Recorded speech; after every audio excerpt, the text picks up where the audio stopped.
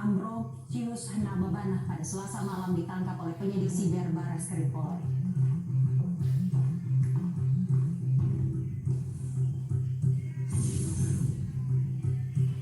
Jaksa Agung menyebut ada 7 calon tersangka kasus dugaan korupsi PT Asuransi Sosial Angkatan Bersenjata Republik Indonesia atau ASABRI dan Jiwasraya. 2 orang diantaranya disebut terlibat dalam 2 kasus tersebut secara bersamaan. Badan Narkotika Nasional menggagalkan penyelundupan narkotika jenis sabu sebanyak 171 kg dan puluhan ribu pil ekstasi di Banyuasin, Sumatera Selatan.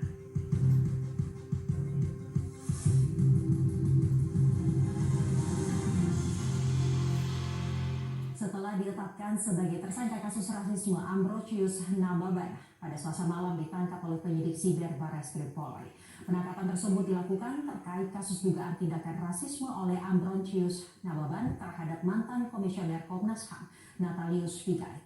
Dengan tangan terborgol, Ambrosius Nababan pada Selasa malam ditangkap penyidik Siber Barreskrim Polri.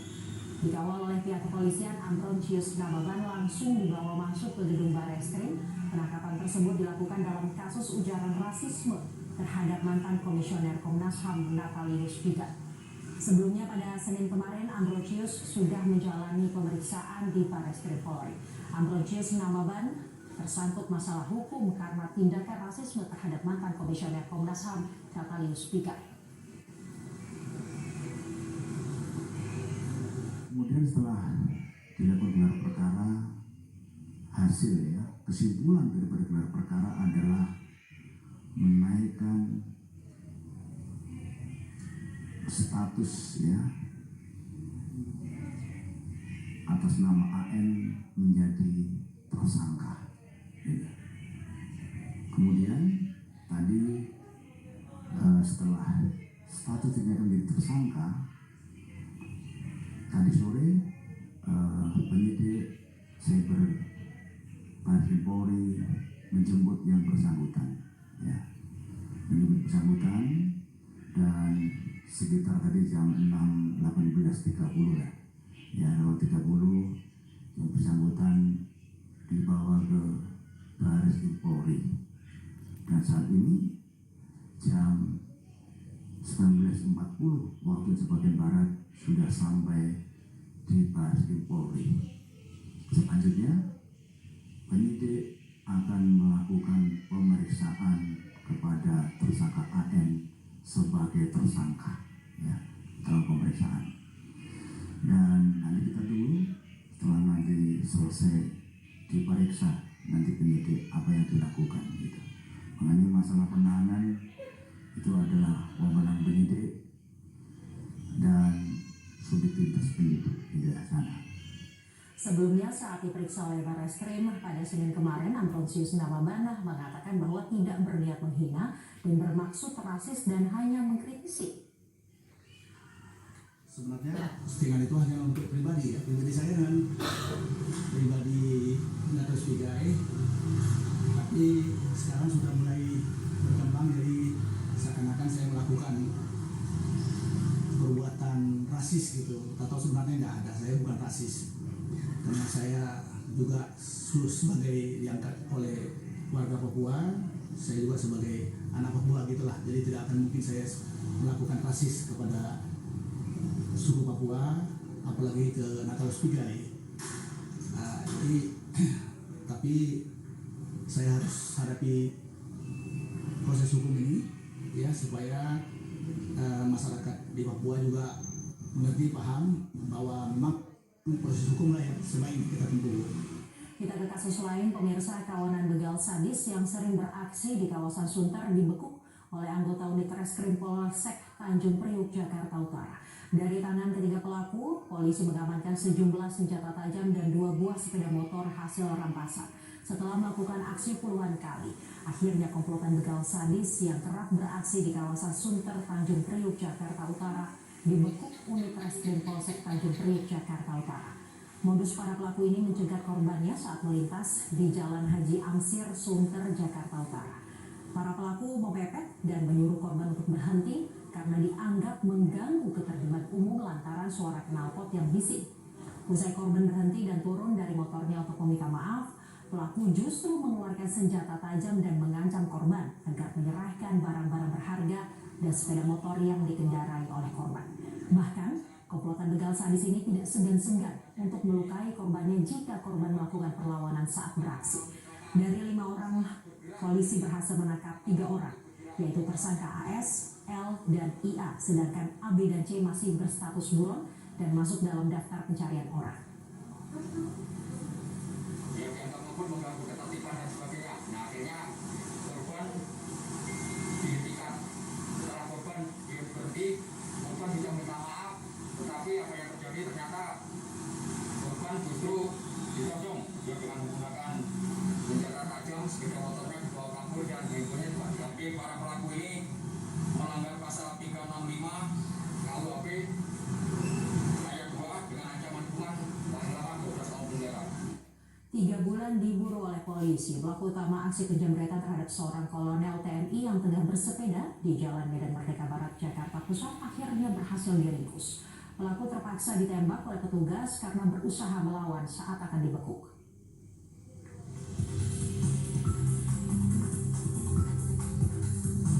Pelaku utama penjamret yang selama ini mengincar para pesepeda akhirnya berhasil diringkus petugas Satreskrim Polres Metro Jakarta Pusat. Tersangka beringat terhadap TNI Angkatan Laut berpangkat kolonel di Jalan Medan Merdeka Barat, Gambir, Jakarta Pusat pada 26 Oktober 2020 lalu. 3 rekannya telah ditangkap terlebih dahulu pada akhir November lalu, sementara tersangka NK yang sempat diburu selama 3 bulan akhirnya juga berhasil dibekuk di rumah kontrakannya di kawasan Cinere, Depok, Jawa Barat, Selasa sore. Namun karena mencoba melawan petugas, polisi terpaksa melumpuhkan pelaku dengan timah panas. Sudah 11 kali melakukan tindak pidana melakukan penjamretan atau tindak pidana jelas. TKP-nya ada yang di Jakarta Timur, ada yang di Jakarta Selatan, ada yang di Jakarta Barat, dan ada yang di Jakarta Pusat. Ya, karena pada saat yang bersangkutan kami amankan melakukan perlawanan, akhirnya kami beri tindakan tegas terukur. Jadi itu juga merupakan residivis. Ya, sebelumnya sudah pernah menjalankan hukuman akibat tindak pidana yang dilakukan. Kawanan penjamret asal Sumatera Selatan ini sudah ditangkap karena kerap berpindah-pindah tempat. Namun lokasi persembunyiannya masih di sekitar Jakarta, Depok, Bekasi, dan juga Tangerang. Melihat yang mau sepeda, melihat sampai yang gampang saya ambil di depan sepeda, itu biasanya.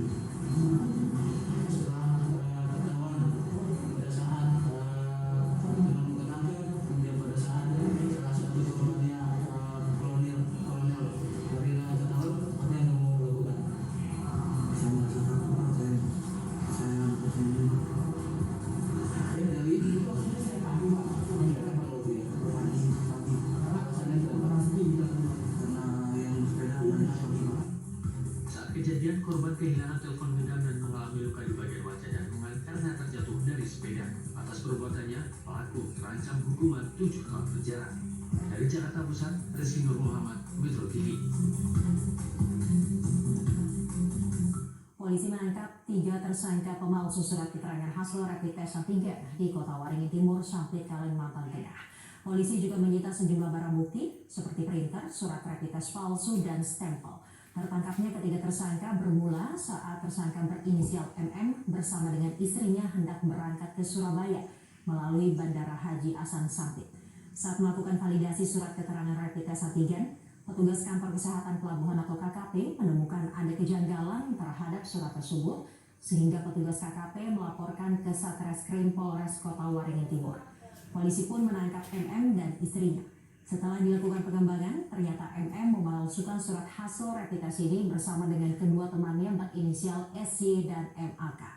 Menurut Kapolres Kota Waringin Timur, pelaku menggunakan surat keterangan palsu untuk keperluan dirinya sendiri dan tidak untuk dikomersilkan. Namun, pihak penyidik masih terus mendalami kasus ini.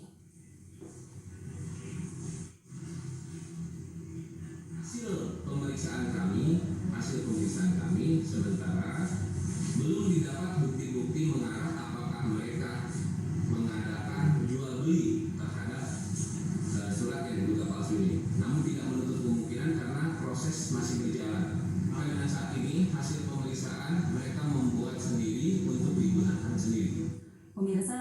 Jaksa Agung menyebut ada 7 calon tersangka kasus dugaan korupsi PT Asuransi Angkatan Bersenjata Republik Indonesia atau Asabri dan Jiwasraya.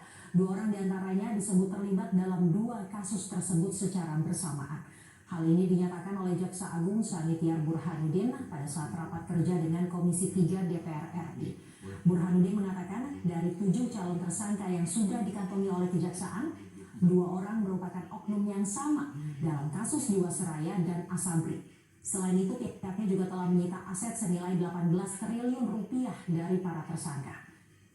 Burhanuddin mengatakan Kejaksaan akan terus melacak aset-aset Asabri. Ia pun menambahkan kerugian negara atas kasus ini mencapai 22 triliun rupiah jika mengacu pada data Badan Pemeriksa Keuangan. PT Asabri selama periode 2012 hingga 2019 bekerja sama dengan berbagai pihak untuk mengendalikan dana investasi guna membeli saham sebanyak 10 triliun rupiah melalui pihak-pihak terafiliasi. Selain itu juga ada dana penyertaan dana produk reksadana sebesar 13 triliun yang diduga dilakukan dengan cara menyimpang dari ketentuan undang-undang. Pelaku Asabri dengan Jiwasraya itu memang sama. Untuk saya yang 2. Jadi ini ada 7 orang calonnya, bisa lebih lagi. Tetapi yang 2 ini sama antara asuransi Jiwasraya dengan asuransi Alfi Asabri. 2 ini sama. Dan insya Allah asetnya masih ada. Ya kemarin udah kami sita itu sekitar 18 T. Itu masih ada. Jadi kami akan lacak terus sehingga walaupun mungkin akan berat, tetapi karena kerugian Asabri ini di atas asuransi Jiwasraya. Dari hasil perhitungan BPKP itu 17 T, tetapi kami menggunakan BPK. BPK adalah 22 sekian. Iya. Pemirsa, 2 unit rumah mewah di perumahan Citraland, Kota Bandar Lampung ambruk akibat tanah longsor. Diduga beban bangunan di atas tebing perbukitan menjadi penyebabnya.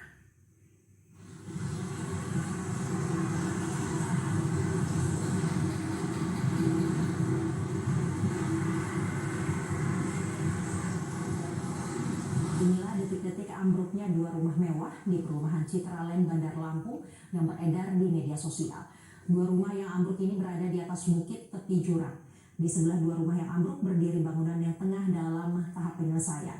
Diduga tanah di atas bangunan tidak dapat menahan beban sehingga menyebabkan 2 unit rumah mewah yang berada di Blok 9 hancur. Belum diketahui apakah ada korban jiwa dalam kejadian tersebut. Pihak perumahan Citraland Bandar Lampung belum memberikan keterangan.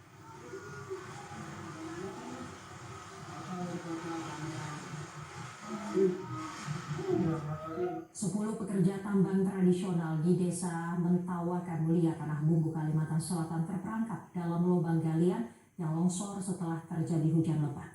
Longsor terjadi pada Minggu siang ketika 22 pekerja sedang menggali untuk mendapatkan batu bara di dalam lubang bekas tambang batu bara yang sudah tidak aktif. Namun mereka terjebak dalam lubang saat hujan deras mengguyur kawasan tersebut. Air yang meluap memasuki lubang bekas tambang tempat para pekerja berada yang kemudian longsor. 5 orang berhasil menyelamatkan diri pada saat itu dan 7 orang lainnya berhasil diselamatkan oleh tim gabungan dari TNI, kepolisian, BPBD, dan warga. Sementara 10 pekerja lainnya masih terperangkap dalam lubang yang tertutup longsor. Tim gabungan yang dipimpin Dandim Tanah Bumbu Letkol Rahmat Rianto masih melakukan upaya penyelamatan di lokasi. Yang di bekas tambang sehingga masuk ke dalam lubang-lubang bekas galian tambang, sehingga ada pekerja-pekerja tradisional yang ada di sini lebih kurang 22 orang yang bekerja di dalam, sehingga air tadi masuk sehingga mereka terkepung dan terperangkap juga. Kemarin 5 orang sudah bisa keluar, mereka menyelamatkan diri sendiri dari 5 orang. Terus tadi malam atas bantuan kita berusaha untuk membantu mereka, ada 7 orang yang bisa terselamatkan melalui lubang. Seorang warga ditemukan tewas tertimbun longsor di Boyolali, Jawa Tengah. Petugas gabungan dan relawan kemudian membersihkan lokasi longsor agar tidak kembali menelan korban jiwa. Dipicu oleh hujan deras, tebing di sisi timur lereng Merapi mengalami longsor di sejumlah titik.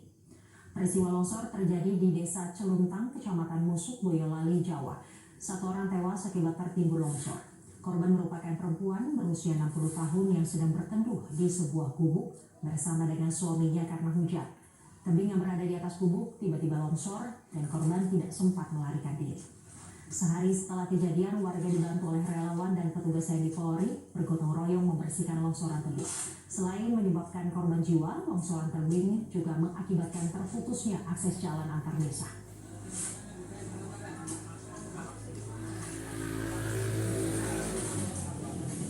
Kita ke informasi lain, pemirsa. Badan Narkotika Nasional atau BNN menggagalkan penyelundupan narkotika jenis sabu sebanyak 171 kg dan puluhan ribu pil ekstasi di Banyuasin, Sumatera Selatan.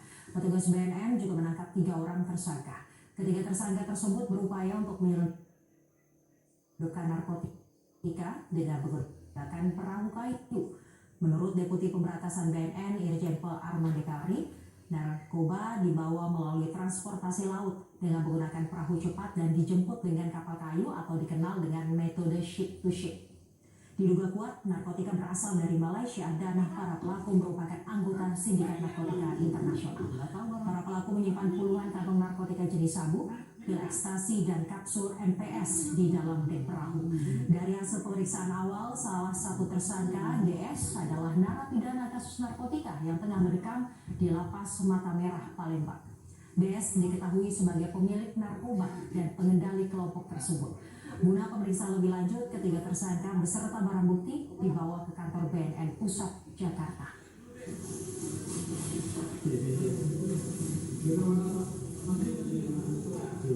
Unit Reskrim Polsek Tanjung Priok, Jakarta Utara membongkar praktek prostitusi online yang melibatkan anak-anak.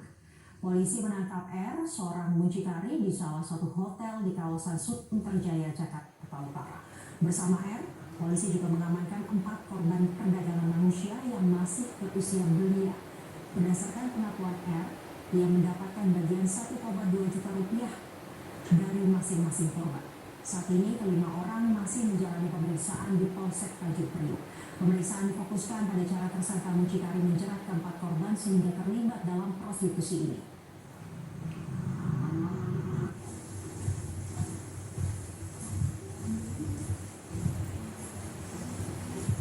Tetaplah bersama kami pemirsa, Top News akan kembali usai jeda pariwara dengan informasi mengenai tim gizi.